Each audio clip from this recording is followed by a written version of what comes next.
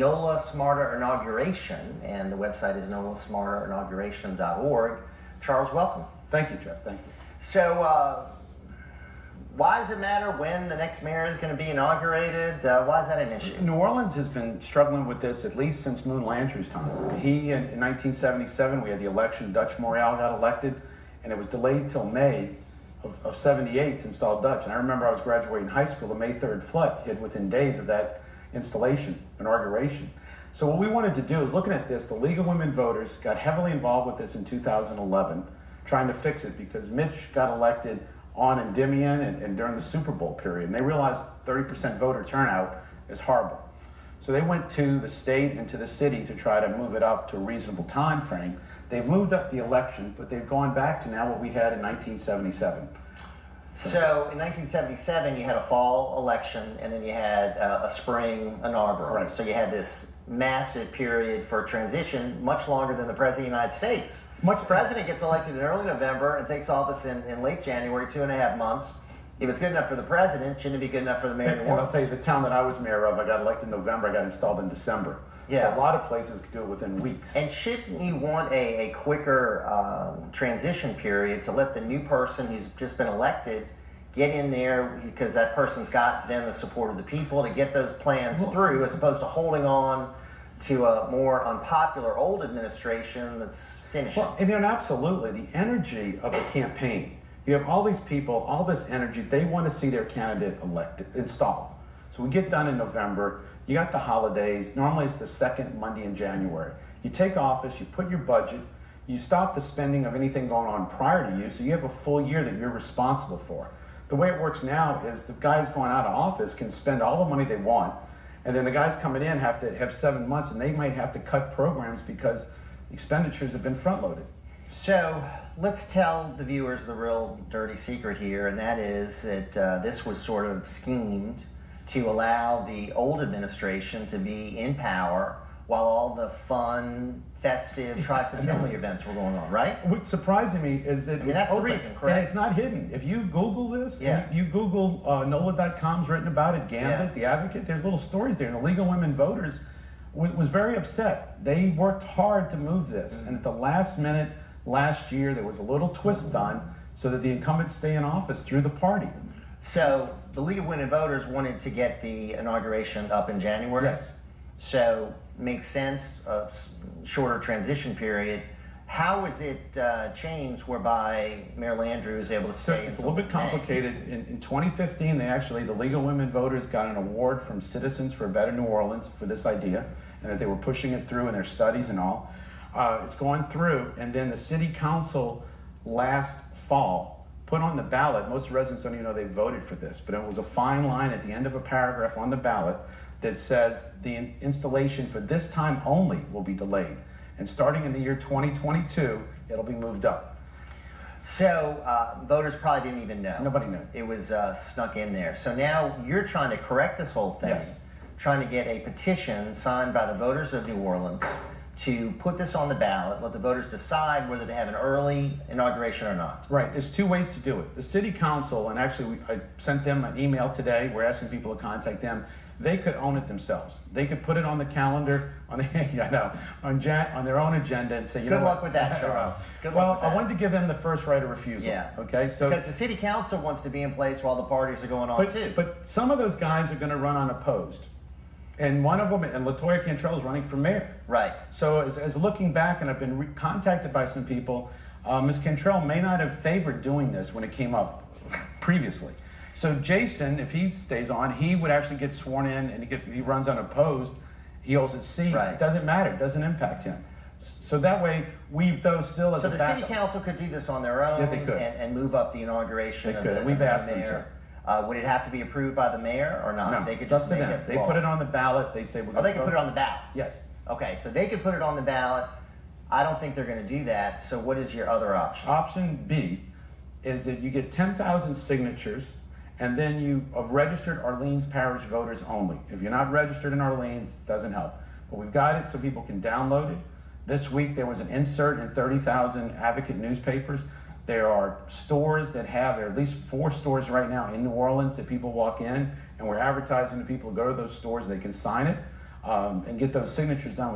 We must have a team of about 50 people right now working on this. How many signatures are you at right now? We are probably right now, I would say we're at about 3,000 signatures. Oh, really? Yes. So is there any time limit as to when you have to get it We in? do. If you need it on the ballot, you got to get this going quickly, no? We got to get it to the state by early August. So we are going to be pressured to get it done. They have to vet all the signatures, but we've designed a nice form. We've done it this mailing. We're actually doing a few other things. So like I said, it was a modern technique to do this. You can download it at your home, and you could print it, you could sign it, and mail it mail it in. Or you could, in public, meet with one of your volunteers. And we were at last night, there was a group at the Harrison Market on Harrison Avenue. There are people walking neighborhoods. There are people that are out throughout the city.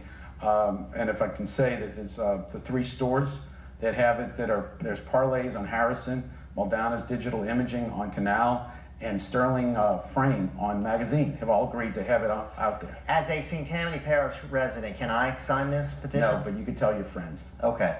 So you have to be an Orleans Parish voter, not just resident, right? Right, You have to be voter. registered to vote. Yes, you do. And if you're registered to vote under the name John E. Smith, you can't write the petition of John Smith, right? Correct. You have to do that very legibly, and what they do as a backup is they ask you for your birth date. And we've had, it's funny because some of the ladies have skipped their birth dates.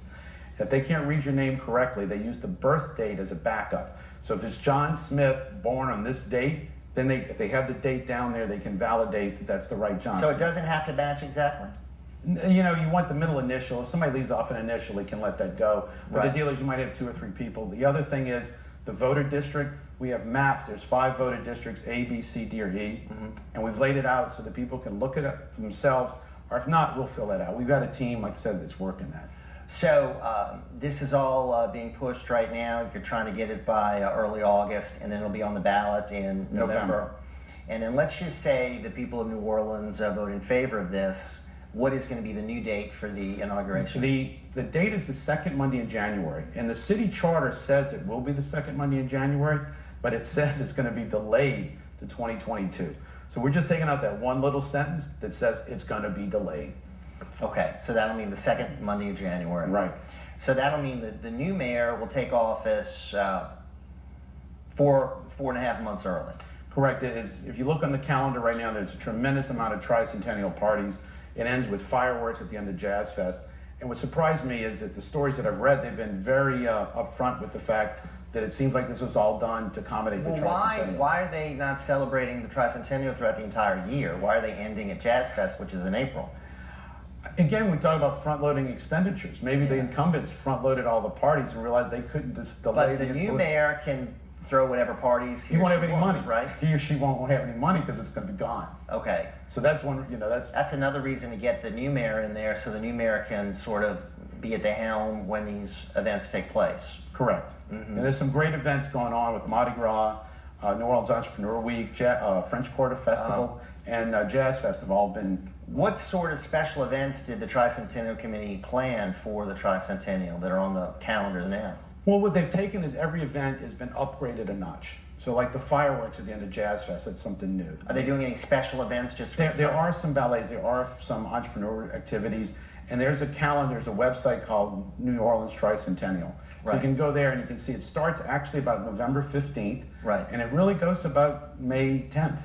So we just see that window is where the huge focus is on.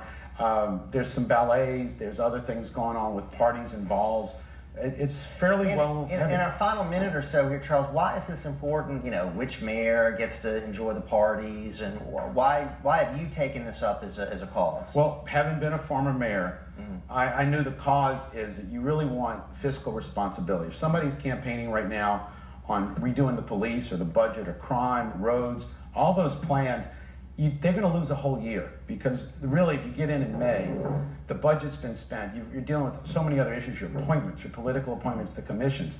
The new people should take office in January. That's why everybody else does it. Right. Nobody else says, oh, we got a party in Des Moines, Iowa, so we're going to delay the installation. It's really sound government that you get elected. The residents have their energy. They're going to pick people. They're going to work hard this fall for the candidates. The candidates should get in office in January. Yeah, and it just seems to me the longest transition that I've heard of. I mean, have you done any studies? Are there any other transitions this long in the country? Like I said, in mine, it was, I got elected in November. I was sworn in before Christmas. And most of them, it's early January.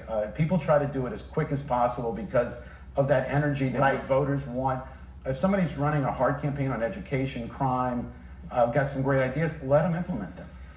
Wow. Well, I think it's an important issue, and I hope people go on the website, and that's Nola smarterinauguration.org. Or they can email their council members. Yeah.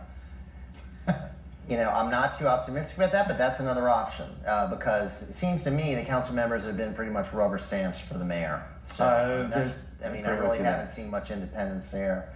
But I think it's a great cause, and you would think all the different mayoral candidates that are running would get behind this. There's some debates coming up. We think very quickly they should be talking about it, and two have already reached out to us. So we anticipate some support from their teams. So getting that 10,000 signatures is going to get helped or augmented by their campaigns. Well, good work, and Charles, I'm glad you're spearheading this. Thanks for being with us. Thank you, Jeff. All right, when we come back, it's time to get a legislative update.